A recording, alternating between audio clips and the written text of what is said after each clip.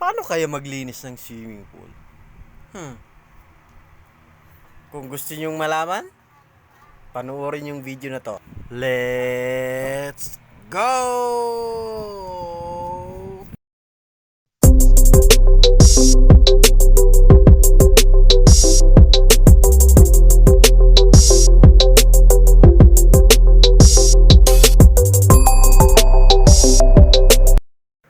Una is test natin yung pH tsaka chlorine level. pH or yung acidity ng tubig. Para kung kailangan nating maglagay ng muriatic o pH down, may lagyan na natin bago tayo makapag-umpisang maglinis ng ating swimming pool. Pangalawa is lip scoop. Lip scooping po. Kailangan nating tanggalin yung mga kahit anong dumi o debris na sa loob ng pool, na yung mga dahon, laruan, bato, yung mga bagay na pwedeng bumara sa tubo natin kung magva-vacuum na tayo, kasi posibleng mahigop yon. Yun ang iiwasan natin. Tanggalin hanggat maaari lahat ng bagay na nasa loob ng pool na pwedeng makabara sa vacuum. Tanggalin natin mga dahon.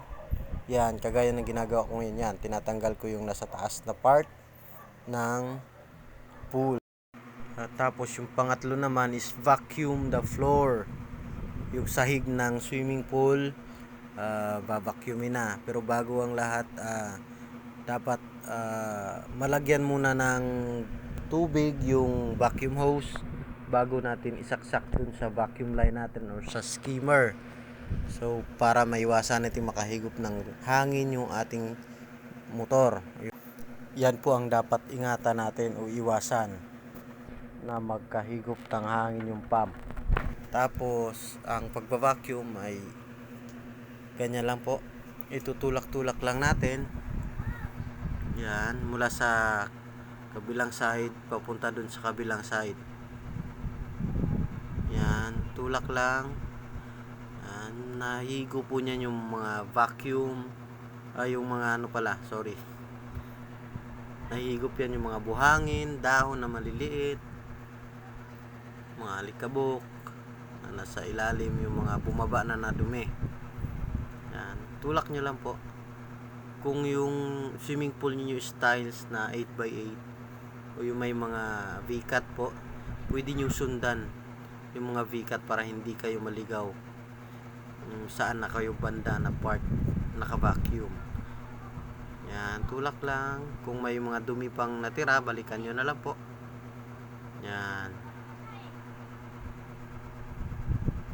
Pati yung mga steps po, dapat po, o mga ledge, dapat ma-vacuum din.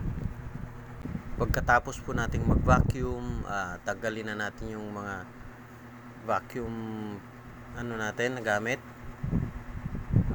Tapos linisin din natin yung skimmer. Yan. Kagaya yan sa skimmer, kasi ako nagba-vacuum yan. So nililinis ko na rin siya, yung pump basket, para ibabalik ko na rin. Tapos tatanggalin natin yung telescopic handle. Tapos iro-roll na natin yung vacuum hose. Yan. Ganyan lang po magligpit ng vacuum hose. Hayaan nyo yung kabilang dulo sa pool para makalabas yung tubig naman. Yan. Ganyan lang po. Yan. Pang-apat po is brush ng walls po tsaka yung floor natin.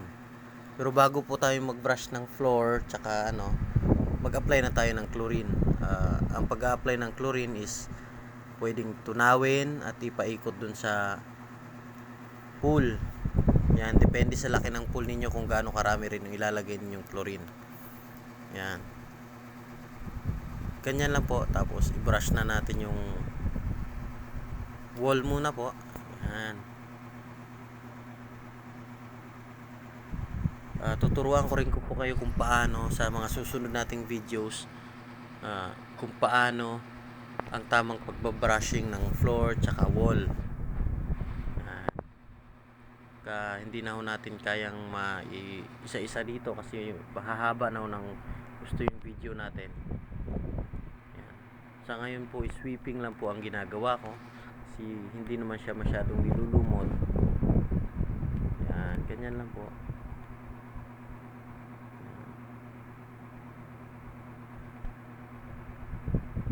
Yan. Dapat po laging nakalapat yung brush natin dun sa wall. Useless po yung pagbabrush natin kung hindi naman nakalapat yung brush. Medyo mabigat kasi yung brush natin pag nakalubog sa tubig yung brush. Kaya dapat pwersado ka dyan para laging nakalapat yung brush natin sa wall. Pag sa floor naman, ididiin mo lang naman yun, tutulak mo lang. Ganun din, parang nagba-vacuum ka lang din. Tulak mo lang kabilang side hanggang sa kabilang side. Tapos iyan po, nililinis ko na rin yung binabrush ko rin yung water line na tinatawag. Yung kung saan yung level ng tubig, yung water level o yung water line niya. Kasi meron pong dumi dyan, nangingitim po yan madalas. At pag napabayaan niya, mahirap pong tanggalin yan. Yan. Kaya mini-maintain po yan, binabrush. Yan. Yung walkway po o yung nasa gilid ng pool na apakan, ayun, pwede na rin i-brush din po. Yan. Papakita ko rin po sa mga susunod nating videos kung paano mag-brush ng walkway. At bago natin tapusin yung video na to, kung meron kayong mga komento o mga suggestions, pwede nyo na pong i-comment dyan sa baba sa may comment section at babasahin po natin yan. Tapos pang-5, lips scoop ulit natin. Lilips scoopin na lang natin yung mga nakalutang na mga bula o may mga dahon pang natira, mga alikabok. Yan, yung sa taas na side na po ng tubig. Yan, ganyan lang po. Minsan po pag medyo marumi yung puli nyo, bumubula. Yan, yun, medyo dapat tanggalin rin po. Pero kung may skimmers naman kayo, pwede nyo pong itulak papuntang skimmer o kabigin. Panghuli at pang-anim, test ulit natin yung chlorine tsaka pH level, kung tama ba yung nilagay nating chlorine o pasok ba sa ideal level yung in-apply nating mga gamot. Dapat po nasa ideal level lang siya para good to swim pa rin siya yung tubig ninyo anytime. Tapos ayan po, syempre lilinisin natin yung mga kalat na nakuha natin galing sa pool. At yun na nga guys, dito lang muna ang video natin ngayon. At kung gusto nyo ng ganitong mga content or videos, please consider subscribing to this channel. Pa-help na din, paki-subscribe, pakipindot na rin yung bell button natin dyan para ma-update kayo sa mga susunod nating mga videos na darating pa. Bye bye. Happy in the future.